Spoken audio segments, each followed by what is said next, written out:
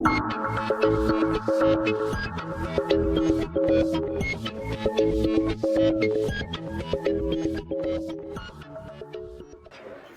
अभी महिलाओं के लिए एक बिल निकाला गया। महोदय, अभी महिलाओं के लिए एक बिल निकाला गया संसद में कि महिलाओं का रिप्रेजेंटेशन बढ़ना चाहिए। आजादी के पहले ऐसा बिल निकाला जाता था, पर बात तो होती थी। क्या बात है? यही बिल्कुल बात होती थी।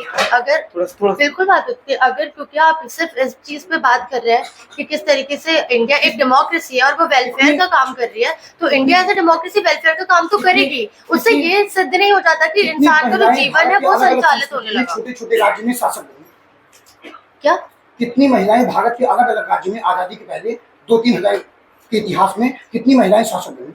आजादी से पहले की आप बात करें तो कई सारी हमें फ्रीडम फाइटर्स देखने को मिले और कई सारी महिलाएं देखने को मिली। जो आगे इसका सबसे बड़ी एग्जाम्पल हमें देखने को मिलता है। 75 साल में इंदिरा गांधी हमें मिली, द्रौपदी मुर्मू हमें मिली, वैसे 75 साल के पहले कितनी महिलाएं मिली? तो इसी बात में तो मैं आपको फर्क बताना चाहती हूँ किस तरीके से इंडिया एक डेमोक्रेसी है, वो अपना वेलफेयर का काम करेगी ही करेगी। लेकिन बात यहाँ पे आ जाती है कि वहाँ के जो लोग हैं उनके जो निर्णय है वो किस चीज से डराइव हो रहे हैं, उनके निर्णय डराइव अपने कल्चर से हो रहे हैं। का आधार संवैधानिक नैतिकता है।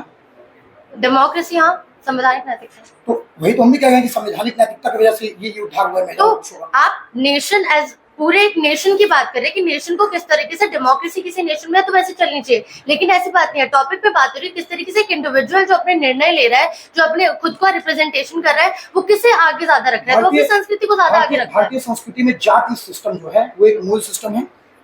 अभी भी जाति बहुत ज्यादा प्रिवेल कर रही है। क्या आज के समय में अगर कोई जाति व्यवस्था को प्रैक्टिस कर रहा है तो वो इलीगल है?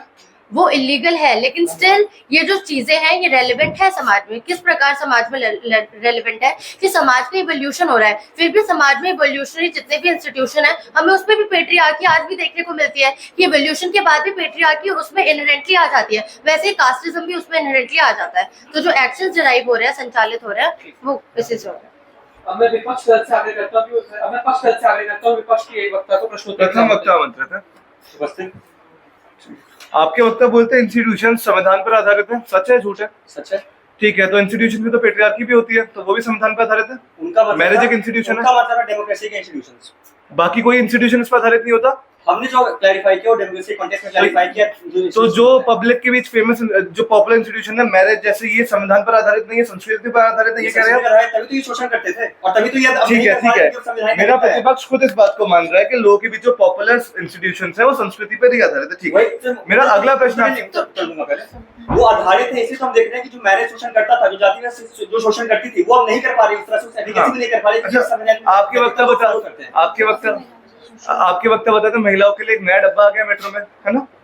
तो ये तो सरकार का लाया हुआ है। क्या हर मर्द की कॉन्शियसनेस संस्कृति छोड़ के संविधान एक्सेप्ट करके इस चीज को एक अच्छा स्टेप, प्रोग्रेसिव स्टेप पूरी पॉपुलेशन मान रही है? उनकी कॉन्शियसनेस ये है कि महिला डिब्बा आने के बाद भी कई बार अपनी सीट छोड़ते हैं महिलाओं के लिए, तो नॉन महिला डिब्बे होते हैं और महिला डिब्बे में मर्द नहीं जाते। एक्सेप्शन नहीं, मेरा प्रश्न एक्सेप्शन यही होता है, जाते हैं मर्द उसमें, पहली बात तो वो है। ठीक है, मेरा प्रश्न आपसे ये है, अगर ऐसा ही है तो अपने घर में पेट्रियार्की क्यों दिखाते हैं? वो तो संविधान पर आधारित होना चाहिए। हर मर्द दिखा रहा है, लगभग नहीं दिखाता है। तो भारत में भारत के स्टेट्स योग कहते हैं ज्यादातर महिलाओं से उत्पीड़न होता है। मैं प्रश्न पूछ रहा हूँ जो ज्यादातर डेटा, लगभग हर डेटा ये दिखाता है कि जितनी महिलाओं का शोषण होता है उससे बहुत कम ही आ पाती है, यानी इंडिया में बहुत ज्यादा शोषण महिलाओं का है। अगर सब संविधान पर आधारित है, लोगों के राष्ट्रीय फैसले, तो लोग क्यों शोषण कर रहे हैं किसी भी महिला का? क्योंकि सब संविधान पे आधारित है, इसलिए शोषण का भी वैलिडेशन नहीं मिल पाती, इसलिए कोई कह नहीं पाता कि मैं शोषण कर रहा हूं। करते क्यों है? अगर गलती से वो शोषण समाज में आ गया, उस व्यक्ति की इज्जत खत्म हो जाती है। अंतिम प्रश्न पूछ रहा हूँ, मेरा प्रतिपक्ष जंप कर रहा है वैलिडेशन पे। मैं पहले कदम पर ही हूँ कि अगर सभी संविधान पर आधारित है तो करा ही क्यों? वैलिडेशन नहीं मिली, ठीक है, करा ही क्यों? सब तो संविधान पर आधारित है। जो आप कह रहे हैं, सबसे पहली बात, वो केसेस माइनॉरिटी में आते हैं। दूसरा, जिस तबके क्या बोलते हैं, जिस लेवल का शोषण हो रहा है वो पहले को बहुत ज्यादा कम। इसका मतलब क्या है कि लोग ज्यादा से अडॉप्ट कर रहे हैं उस चीज को, और वही चीज चल रही, वही मजबूत आधार बनी हुई है आज के समय में, जो संवैधानिक नैतिकता है। मैं विपक्ष दल से आगे कहता हूँ कि वह विपक्ष के उपनेता को प्रश्नोत्तरी के लिए आमंत्रित करें। उपनेता आमंत्रित है। हाँ, मैं उपस्थित हूँ।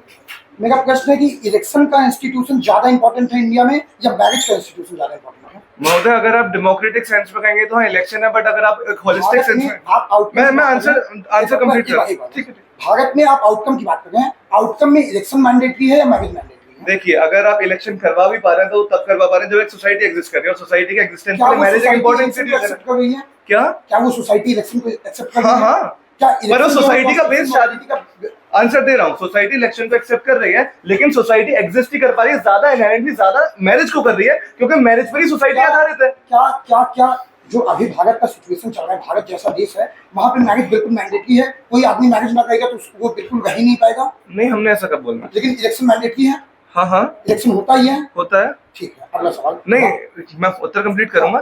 ठीक है, अगर आप कह रहे हैं मैरिज मैंडेटरी नहीं है, इलेक्शन मैंडेटरी, अगर आप इलेक्शन को भी ले लें, इलेक्शन में भी जो लोगों की वोटिंग है वो सांस्कृतिक बैकग्राउंड से ही डिराइव होती है। किस जाति को वोट दूं, किन जातिगत मुद्दों पे वोट दूं, ये भी अपने आप में क्या नरेंद्र मोदी वैश्य कम्युनिटी से आते हैं? क्या क्या नरेंद्र मोदी वैश्य कम्युनिटी से आते हैं? मुझे इस बारे में जानकारी नहीं है। ठीक है।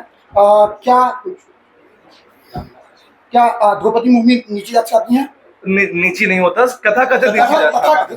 तथाकथित नीची जात से आती हैं। हाँ हाँ, तथाकथित उनको लोगों ने बनाया है, राज्यसभा के मेंबर्स ने। राज्यसभा के मेंबर्स ने हाँ, बनाया। तो क्या वो सभ्यता से डिराइव हुए या फिर सभ्यता के खिलाफ कॉन्स्टिट्यूशन मोरालिटी से डिराइव बिल्कुल हुआ? बिल्कुल समझ रहा हूँ। अगर आप एक एक्सेप्शन उठाने को जाएंगे तो ऐसे एग्जांपल हमारे पैराडाइम में ही ज्यादा एग्जिस्ट इंदिरा करते गांधी- हैं। इंदिरा एक मिनट, गांधी एक मिनट, आप ही के बात से इसका काउंटर दूंगा। इतने सालों में पहली प्रेसिडेंट हुई तो कहीं ना कहीं संस्कृति ही भैया ज्यादा डोमिनेट कर रही है। नहीं तो अगर इतना ही आप प्रो कॉन्स्टिट्यूशनल थे तो एक मर्द आता, एक औरत आता, एक मर्द आता, एक औरत आता, ऐसे चलता। पर ऐसा नहीं हो रहा है। 75 साल में एक औरत आ पाई। इसका कारण क्या है? कि लोग ज्यादा संस्कृति ड्रिवन है, जो पेट्रियार्कल बनाती है लोगों को इनहेरेंटली। एक इंदिरा गांधी की बात करिए, हमने द्रौपदी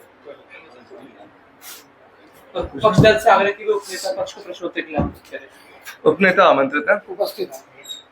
मेरा प्रश्न आपसे ये है कि आप जानते होंगे कि किस तरीके से जैसे यूरोपियन देश है, वहाँ पे मूवमेंट आया था, वहाँ पे प्रोटेस्टेंट्स एंड कैथोलिक्स थे। तो प्रोटेस्टेंट्स ने पूर्णतः जो चर्च का वो डोमिनेशन उसको नकार दिया था। लेकिन इंडिया में आज तक ऐसा कभी क्यों नहीं हो पाया? डेमोक्रेसी आने के बाद भी क्यों हम कल्चर को पूर्णतः नकार नहीं देते, जबकि उसमें डिस्क्रिमिनेशन है? हम प्रॉब्लमेटिक कल्चर को पूर्णतः नकारते हैं। फॉर एग्जाम्पल 3 तलाक प्रॉब्लमेटिक था, वो कल्चर का हिस्सा था। प्रॉब्लमेटिक अगर आप कानूनी आधार पर नकार देते हैं, पेट्रियार्क समाज में तो फिर भी प्रॉब्लमेटिक एग्जिस्ट करता है। जातिवाद आज भी है, पेट्रियार्की आज भी है, 3 तलाक भी आज भी होता है। जितनी डिबेट्स होती हैं, जितने वो होते हैं, वहाँ पे 3 तलाक रूल आने के बाद बहुत तेजी से कम हुआ है और कम हो भी रहा है। और अगर ऐसा हो भी रहा है तो हमारी राष्ट्रीय एकता का संचालन तब होगा जो हमारी लॉ आने के बाद। मेरा प्रश्न आपसे, जब आपकी स्पीच में आया कि आइडेंटिटी को लेकर कॉन्शियसनेस नहीं है, तो आपने ये क्यों पूछा द्रौपदी मुर्मू एक दलित कम्युनिटी से आती है? आप तो आइडेंटिटी को लेकर कंप्लीटली कॉन्शियस है और आप संस्कृति की वजह से कॉन्शियस है। संवैधानिक होते तो आपको फर्क ही नहीं पड़ता। हम बुद्धिजीवी हैं, हम तार्किक बात विवाद कर रहे हैं। वाद विवाद में मुझे अपना पक्ष रखना है, उस पक्ष को रखने के लिए मैं उसके सूक्ष्म तक जाके उस बात को निकालूंगा, उसको निकाल के वहां से आपसे प्रश्न। तो उनकी जो ये जिस आइडेंटिटी की आप बात कर रहे हैं, संस्कृति से डिराइव हो रही है या संविधान से हो रही है? उनका दलित होना, उनका दलित होना संस्कृति से निकल रहा है, लेकिन उनका राष्ट्रपति बन जाना संस्कृति से नहीं निकल रहा है, संवैधानिक मोरालिटी से निकल रहा है। और आउटकम ये है कि वो प्रेसिडेंट बन गए हैं। अच्छा, आप मुझे ये बताइए कि आपने कहा सोसाइटी जो है संविधान पर आधारित है। सोसाइटी संविधान पर आधारित है। संविधान फ्लॉड है या ठीक ठाक है?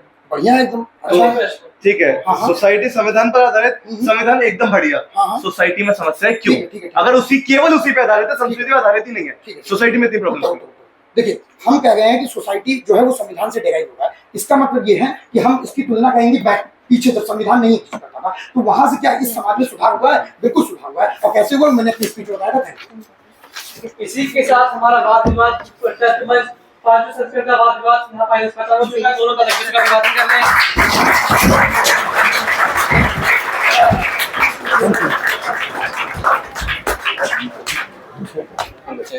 सभी निर्णायकों से आगे है कि अपने निर्णय रेडी करके 25 बजे दीजिए और दोनों प्रशिक्षु निर्णायकों को 2 मिनट का समय दिया जाता है अपने निर्णय तैयार करने के लिए। आपका समय शुरू कर दिया गया है।